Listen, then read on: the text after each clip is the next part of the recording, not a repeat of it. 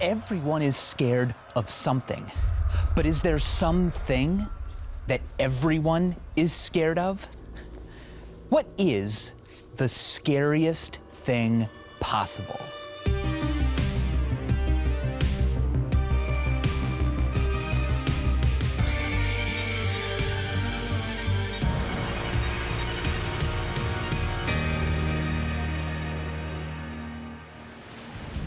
So what is the scariest thing?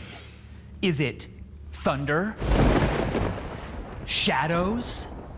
Being burned alive?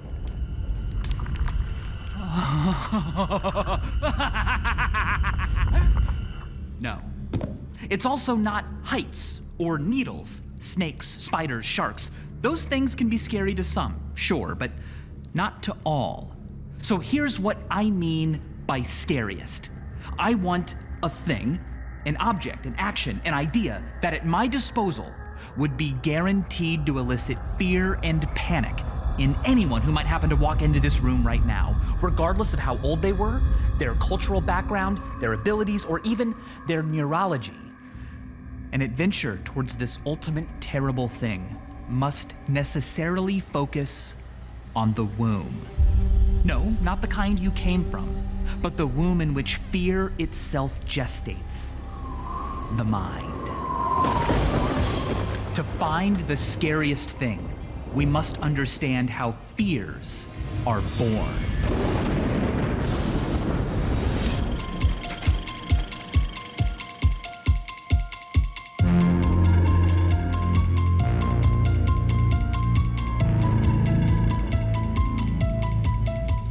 Where are we going?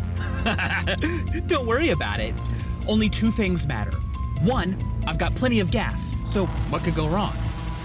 And two, our destination is a little bit spooky, and we're gonna learn. Because in order to truly grasp what makes the one true scariest thing, well, we need to dive deeper into how we learn fears.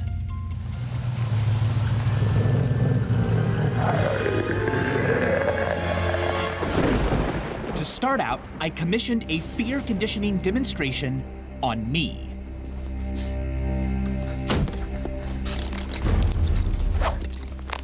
You've probably heard that exposure therapy can help people overcome their fears. Well, the same principles can be used to create fears. Hello, Michael. I'm Dr. Tomislav Zborzhnik from Caltech, and today we're going to do some fear conditioning. Do you have any heart conditions or any serious major medical conditions? No. Okay. You've done this to people before. Hundreds of times, And they were yes. all okay? They were all okay. Yeah, everything worked out okay. All right, I'm ready. Okay, perfect. The protocol for fear conditioning involves my being electrically shocked and startled by the sound of a human scream in connection to visuals I see on a screen. Bioelectric sensors monitor my body's physiological reactions. For example, my perspiration, an indirect measure of fear that you can't consciously control. Is this how you run this at Caltech? Yes, this is the exact Exactly the same way. Yeah. Ah, good. Minus the restraints, of course. Oh, but okay. yeah. Everything else is a solid fear conditioning setup. As your usual? Yes, absolutely. All right, I'm game. Let's help science. The goal of this procedure is to condition me to be scared of something I've never feared before. A mundane, harmless, geometric shape. Something normal people don't find threatening at all. A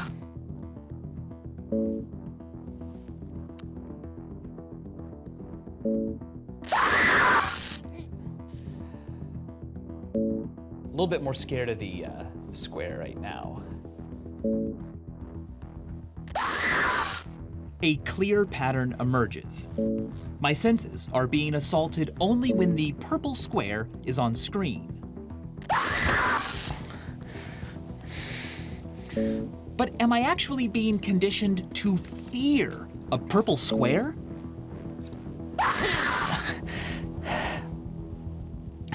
All right, Michael, you're all done. Whew. How was it? Well, it felt like I was one of Pavlov's dogs. I couldn't help what I was doing, and I was being trained to do it in response to something. And that something was an otherwise very unassuming geometric shape. Exactly. With Pavlov's dogs, he had a bell and food, something positive at the end. But in fear conditioning, we have something aversive and negative at the end. And it worked. Once my brain associated the purple square with being shocked, my physiological response to the square went up and stayed up.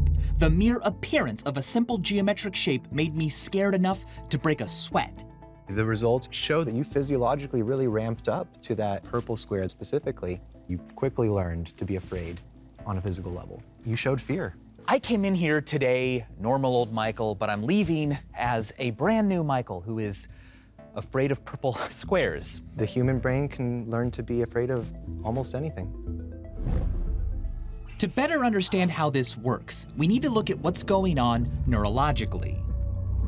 What happens in the brain during fear conditioning? Well, what we know is that over evolution, over millions of years, we've developed these defensive circuits in our brain. And the amygdala sits on the front of the memory systems of the hippocampus. And the amygdala seems to play an important role in determining what the danger is of something in the world. It tells us what we should be remembering, what we should be learning. That is important to survival. Our brain actually has two amygdalae, one in each hemisphere. The function of the amygdalae is at the center of fear research, which covers human behavior ranging from the risk-averse to high-risk takers, like free soloist Alex Honnold. Ancient humans who avoided danger and survived long enough to reproduce became our ancestors. They populated the world with creatures like us, organisms that instinctively avoid and are averse to potentially dangerous sensations. Things like pain and being sick, suffocation, the need to breathe. We don't think those feel good, and you don't have to learn to not like them.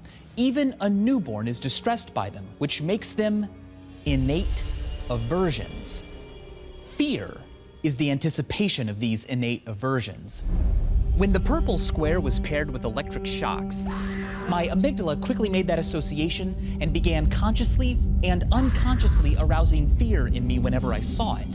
For this reason, I want us to think of sensations as flies, and our amygdala as a meaty little spider spinning a web of fear.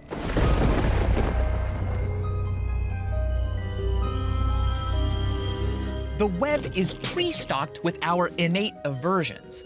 Whenever an experience is associated with an innate aversion, it's like a fly landing on the web.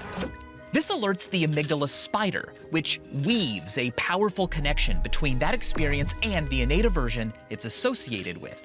In my case, that innate aversion was pain, which probably isn't the scariest thing for everyone because, well, some people have a high pain tolerance. Others can learn to suppress their fear of pain. And of course, some people enjoy pain.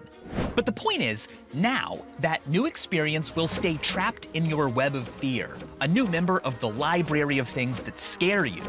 To find the scariest thing, we must wander through the darkest recesses of the web. Everything caught in your web of fear is somehow connected to death. Avoiding it, surviving, is after all what makes fear useful. It's why we are still here today as a species. So, if death is at the very center of all of our webs of fear, does that make death the scariest thing? Well, although many people say death is their number one fear, not everyone is afraid of it. Many acts of courage require caring more about others than your own life. Some older people say they're ready to die. And what about those who commit suicide? Sadly, for them, something else was scarier than ending their own life. So, death isn't exactly the answer we're looking for. The scariest thing will be something else on all of our webs that is panic-inducing even to those who want to die.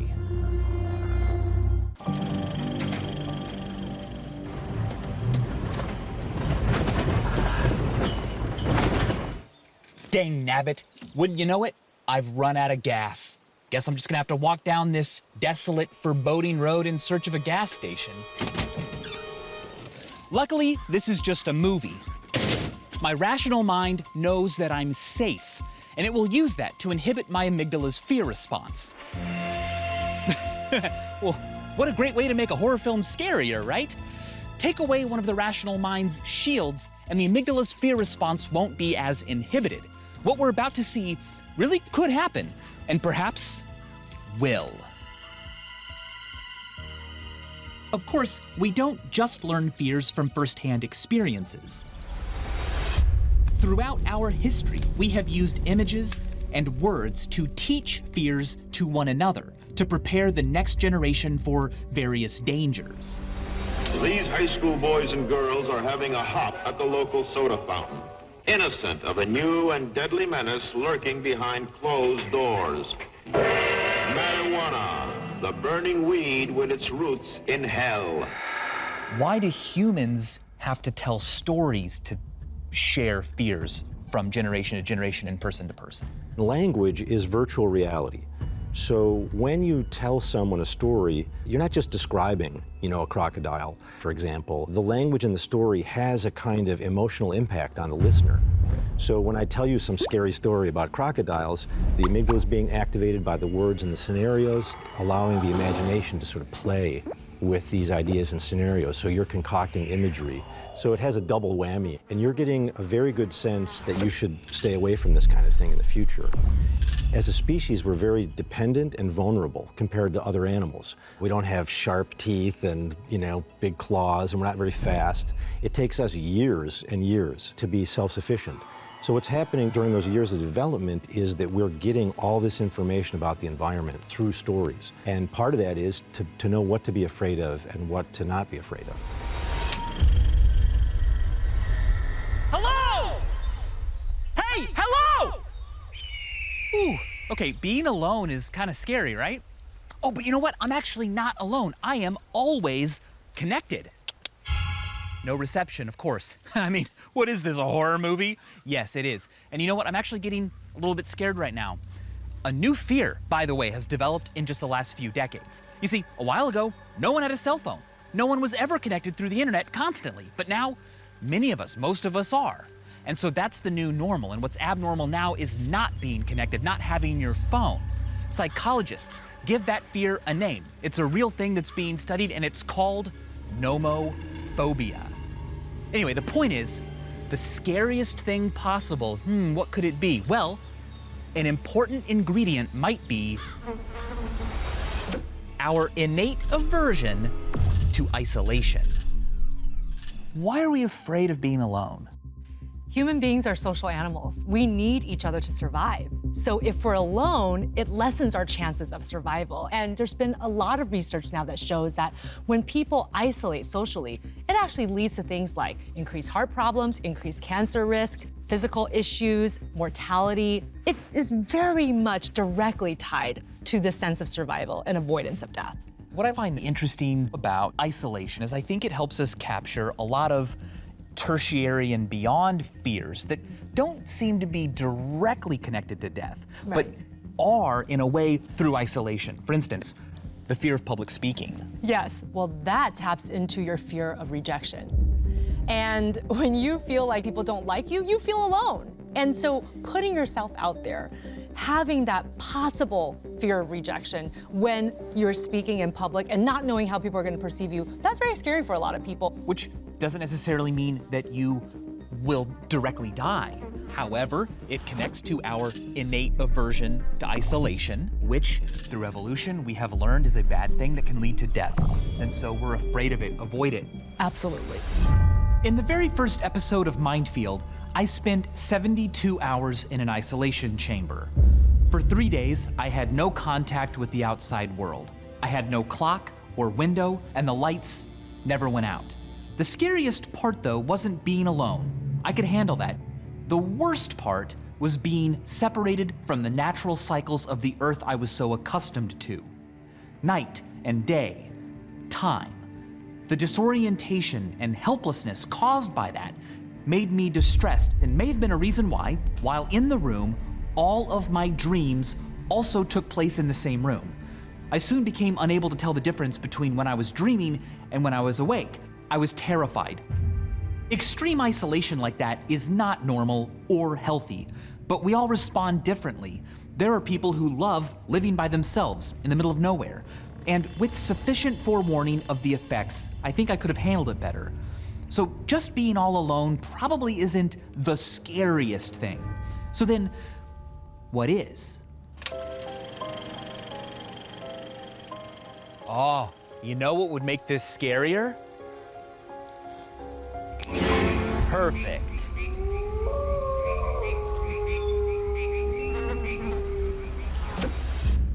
Let's talk about fear of the dark. Children and adults, and myself often, don't like the dark. No. Okay? Why? The sensory deprivation. It leads you to feel like you're out of control, like you don't know what's gonna be happening. And at the same time, predators tend to come out at night. So when we think back to caveman days, they tend to attack later on in the day when you can't see them. And so there's a natural inclination for us to fear the dark because we don't know what's lurking out there. And there's a lot of things that could come and hurt us. My wife is pregnant right now. I mean, it's pretty dark inside my wife. Is my kid scared of the dark in there? Nope. Why? Nope. It's comforting for them. And in fact, if a baby is colicky, they can't be soothed, if you put them in a dark room, they calm down. In fact, this fear of darkness doesn't really come out for most children until about the age of 2. That's when I think they start to develop certain cognitive and neural memories and maps about things that might be scary about the dark. For example, your parents tend not to be in bed with you necessarily. They're gone. So these are the people who are protecting you. Well, it's dark, you're going to bed, and they go to their room and you're by yourself. Right. Okay, so to answer the question, like, what's the scariest thing possible? The darkness isn't necessarily the best one, because if a newborn walked in, well, I don't know how they're walking, but just go with me. A newborn walks in, Yeah. It's not gonna be like, it's dark. They'll just be like, Right, it's kind of nice. And you know who else isn't scared of the dark? A blind person. exactly. Yeah, So darkness, I'm crossing that off my list. not universal. So if messing with our sense of sight isn't scary enough, what about our sense of hearing?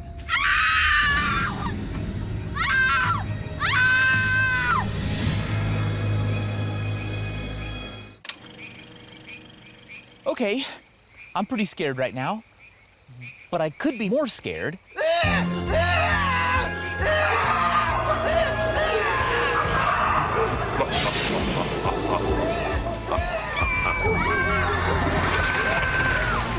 Why is it so easy to condition a fear using sound? Sound has a specific neural pathway in the brain, which goes from the auditory cortex, thalamus, straight into the amygdala.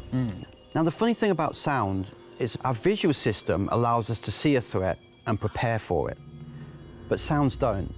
The rustle of some leaves, the footsteps in the distance evokes anxiety.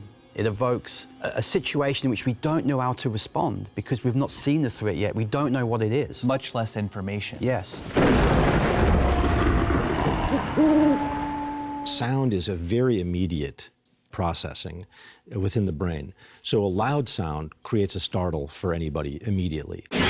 But also some of these eerie sounds that you'll hear, they make the hair on the back of your neck stand up. It's basically hijacking your fear system very directly.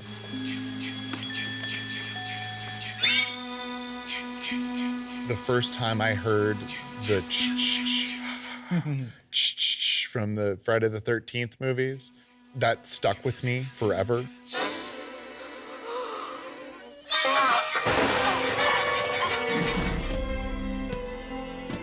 Music tells you how you're supposed to feel.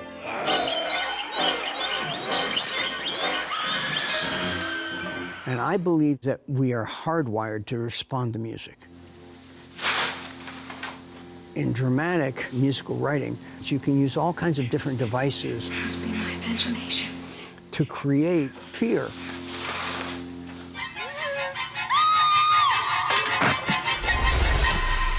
Here I am walking through the woods.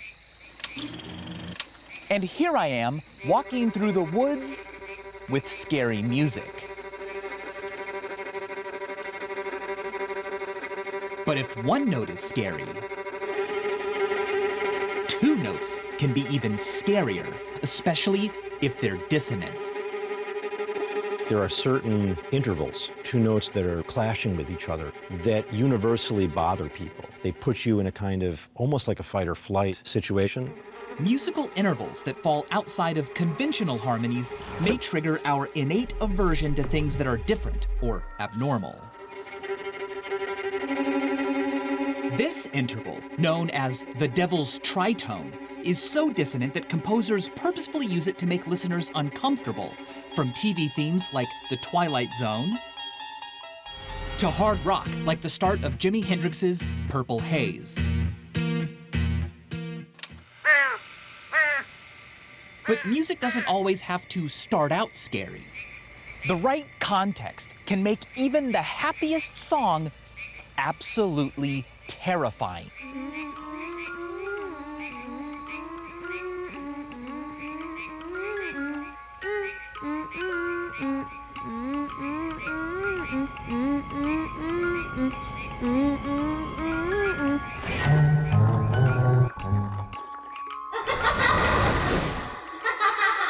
Once a song has been conditioned to elicit fear, the effect can be extremely strong and long-lasting. For example, the theme song from The Exorcist, Tubular Bells. Terrifying, right? Go listen to it, it's scary. But just a few months before the movie came out, it was a chart-topping pop hit that audiences loved because it was lighthearted and fun. Oh, Strawberry. Very good. But here's the problem with sound. Not everyone has been conditioned to be afraid of the same sounds or music, and not everyone can hear. What about the deaf? Clearly, the scariest thing possible to everyone will not be a sound. Take a look at these paintings. We have a flirty little clown, an abstract piece, and a landscape. Now, these paintings may seem a little bit strange, but I wouldn't say I'm freaked out by them, and I doubt you would either. But now, let me give you a bit more story, the context behind these items. This picture was painted by John Wayne Gacy, a serial killer who tortured, raped, and killed 33 teenage boys and young men. This was painted by Charles Manson, the infamous cult leader who convinced his followers to commit a series of 9 horrific murders in Los Angeles. And this landscape was painted by Adolf Hitler. Your thoughts about these items have probably changed a bit. Psychologists call this phenomenon the law of contagion. It's our tendency to imbue objects with the qualities of the people they're associated with. Now, before and after you heard the story, the items were still made of the same molecules and atoms, but our minds use context to quickly endow them with new powers. Now, these paintings cannot hurt you, but the fact that the context allows your amygdala spider to connect them to other fears and ultimately, through your innate aversions to death, means they take on a whole new meaning. The right story and context can make almost any object, person, or place scary. In fact, let me ask you a question. What is this behind me? You know what? This old camper isn't actually that scary. Nuts. All right. Things are different now, and I'm starting to feel, yep, an automatic process is already happening in my body. My amygdala now associates this trailer with death and danger. What I'm feeling is actually the same thing that happens when you feel frisson. That's when you're greatly moved by something profound. What's happening is that my amygdala is telling my hypothalamus to tell my adrenal glands to start pumping adrenaline into my bloodstream. This makes my erector pili muscles contract, which makes my hairs stand up. Now, if my body were covered in thick fur, like, say, a cat, this would make me look bigger and more threatening. But of course, a long, long time ago, we humans lost a lot of our fur. But we didn't lose this reflex, which makes it a vestigial reflex, something we don't need anymore, but we still have. It is known as the piloerection reflex, or more commonly, goosebumps. Anything that's different or abnormal can be scary. Take it, Georgie. Like Pennywise in It, Oftentimes, the scariest type of predator isn't a human, a creature, or a beast. It's a variation of a human being. A distorted human form that looks, acts, or even moves in a disturbingly unnatural way. Oh my God. One thing many of us are terrified by is a distorted human form. Why? Our brain and our mind is a kind of prediction processor. We're trying to predict what's going to happen next. So when anything comes in and it doesn't match our template, our sense of categories, then we're cognitively and emotionally aroused. So it activates the amygdala, it makes us a little suspicious, or at least puts us on our toes again. We have a genetic predisposition to be averse to, or at least aroused by, that which is outside the ordinary. But when you're fresh out of the womb, you don't know what's normal or what's distorted and scary. Researchers at Princeton and Florida Atlantic University demonstrated this by showing normal faces and creepy, distorted faces to babies. Children that were at least 1 year old avoided looking at the scary faces, which makes sense. But younger children, like those who were only 8 months old, didn't. The hypothesis is that at that age, normal hasn't yet been sufficiently established. A creepy face is just another thing to look at. It only becomes creepy when you've been around long enough to know what's not creepy. So when it comes to finding the one thing that can panic anyone, I'll need to look elsewhere. Because if a newborn baby rolls in here, I won't be able to scare it even with the most vile, scary, unnatural face. Of course, it's not just faces. Distorted natural forms also include bodies, like humans with other animal parts. Or creatures moving unnaturally.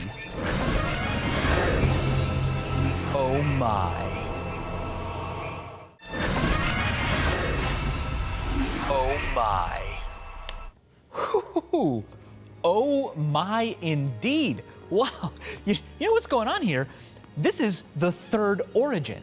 Fears can be born through firsthand experiences, like feeling pain, or informationally through stories. But we can also learn fear vicariously by watching others experience fear. It's called social fear transmission, and we tried it out during my fear conditioning demonstration. Our unknowing subject was my good friend, Allie Ward. Allie was invited to observe my experience and witness my reactions. Jeez. Okay, a little bit more scared of the square right now. Right after my test, it was her turn to face the green circle and the purple square that appeared whenever I got shocked. We're gonna use the same shock intensity that Michael had. Okay. Except that wasn't true. Allie's test would not include any shocks or startling sounds. Is it normal to be shaking before this?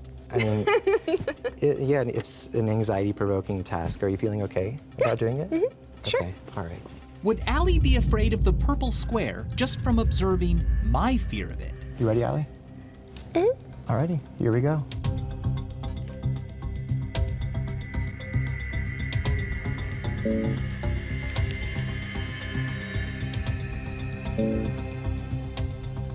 I feel like I'm gonna barf.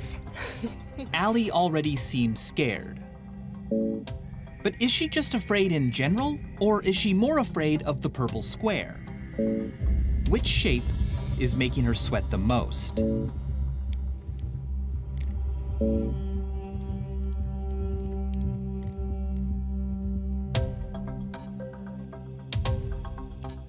That's it? You're all done. The shock fairy did not come to visit me. The shock fairy did not come to visit you. So much adrenaline for no pain. My hands are sweating so much that the dye on my pants is like on my hands now. So, which shape scared Allie more? Despite receiving no adverse stimuli, but after observing my fear, she had a higher physiological response to the purple square than the green circle. You were definitely more afraid of that purple square throughout the experiment. You know, I'm not a gambler, but I was thinking I haven't gotten a shock yet.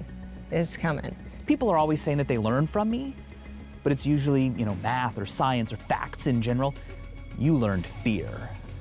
I still hate that purple square. You're welcome.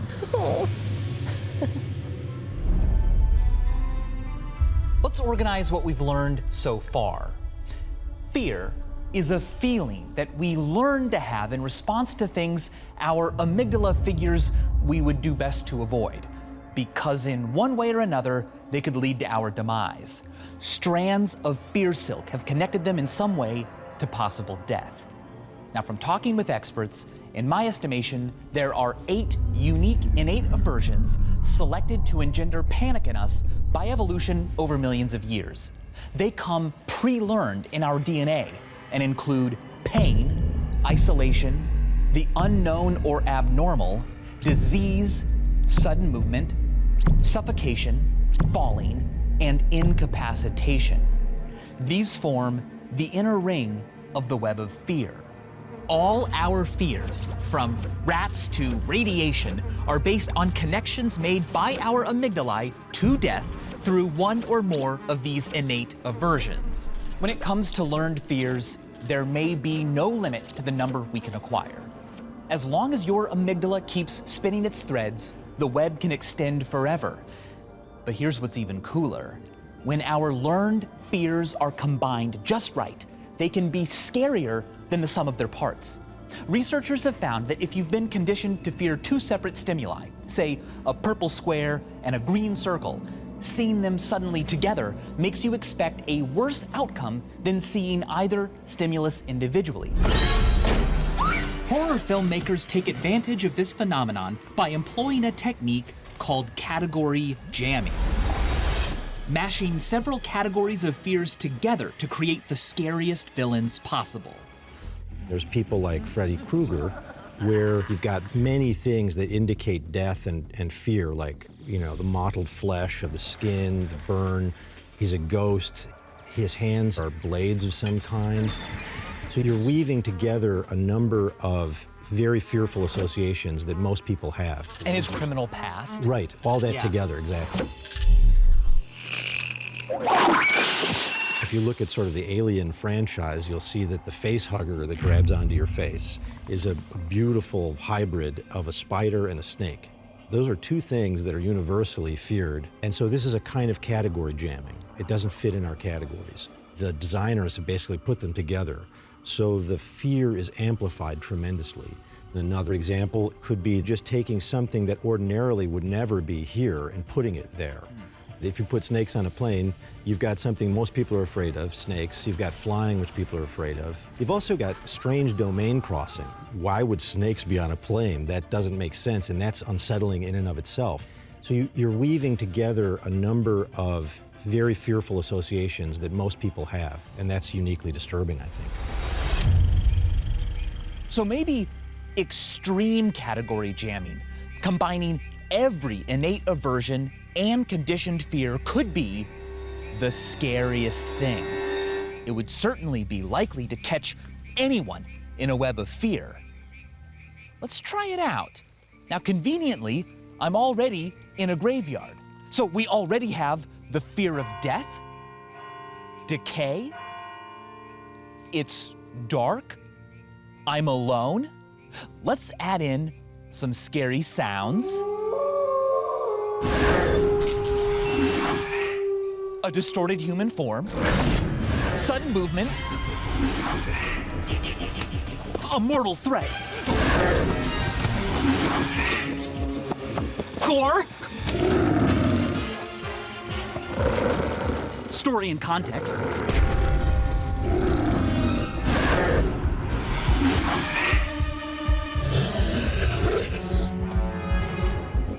incapacitation. Is this it? Is the scariest thing possible just a combination of every innate aversion and conditioned fear? Oh, dear Michael.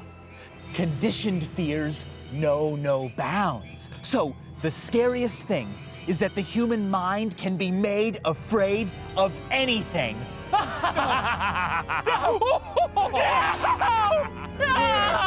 Hey, hold it. Both of you, stop. Just let's take a step back. category jamming together every possible learned fear and every innate aversion just sounds like a cop-out. I don't like that. I want to be more specific. But this idea that the scariest thing is the fact that the human mind can be made afraid of anything, I don't like that either. I mean, it might be the scariest thing possible, but it also might not. What about people who don't have an amygdala? Meet patient SM. Not the snake, the hands. This is all we are allowed to show you. Her amygdala was destroyed at the age of 10 due to an incredibly rare genetic disorder. And because she doesn't have an amygdala, she cannot learn to register experiences as threats, which puts her life in danger. And that's why we can't reveal her identity. Patient SM's feelings, the feeling states, the subjective states seem to be absent in patient SM. For example, when she was walking through a park one night, a guy came up to her and put a knife to her throat saying, "Give me your money." And she just kind of ignored them and said, "Well, if you cut me, I'll chase you down and kill you," or something like that. It was just all rational. Yeah, yeah. And she apparently kind of knows that this isn't right, but she reacts in a different way. Researchers have even purposefully exposed her to classically scary things like spiders and snakes and haunted houses and horror films, and she has exhibited no fear response to any of them whatsoever. For a long time, scientists considered SM living proof that without an amygdala, we are unable to feel fear. But then, one experiment changed everything. Scientists have known for decades that a lack of oxygen will make you feel dizzy and maybe even euphoric before you pass out. But elevated levels of carbon dioxide in the blood induce fear, anxiety, and panic. Patient SM volunteered to inhale concentrated CO2. Her brain interpreted the elevated levels of CO2 in her blood as proof that she was suffocating, a process we are innately averse to. As usual, the researchers expected SM to feel no fear, but for the first time in her adult life, she felt sheer and utter panic. The great thing about that study on SM is really it was the first time that we showed that these emotional responses can occur without an amygdala. Over the course of the next year, the scientists tracked down 2 rare patients in Germany who also had non-functioning amygdalae and gave them the same CO2 inhalation test. They had the same panic response. Researchers believe that the fight or flight responses they observed in these amygdala-damaged patients were induced by CO2 sensing neurons in evolutionarily older regions of the brain, like the midbrain or even the brain stem, which control more primal physiological functions. And so, if I want to terrify even the neurologically unscarable, I need our body's internal fear response to elevated carbon dioxide levels in the blood. But the story doesn't end there. SM's researchers later discovered something even weirder. When a control group of people with functioning amygdalae inhaled CO2, they showed a lower fear reaction than patient SM. Why? Well, this question led to a potentially revolutionary rethinking of the amygdala's role in fear. Researchers still believe that the amygdala learns to detect threats that are outside the body so that the body can respond to them. But when it comes to internal threats, it may actually inhibit your fear response. The control subjects knew they were participating in a safe, voluntary experiment. So their amygdalae may have effectively told other parts of their brain, hey, relax, okay, things are bad in the body, but I don't detect a real external threat, so calm down, a panic response isn't gonna help, not warranted. So, if you want to ensure the utmost amount of panic in the most people, you don't need to category jam every possible scary and unpleasant thing together. You only need 2 of them. Increase a person's blood CO2 levels and present an external threat they'll believe is causing it. Drowning, waterboarding, coerced CO2 inhalation, they're all variations of the one true scariest thing: elevation of carbon dioxide in the blood caused by an uncontrollable external threat. Sweet dreams. And as always, thanks for watching.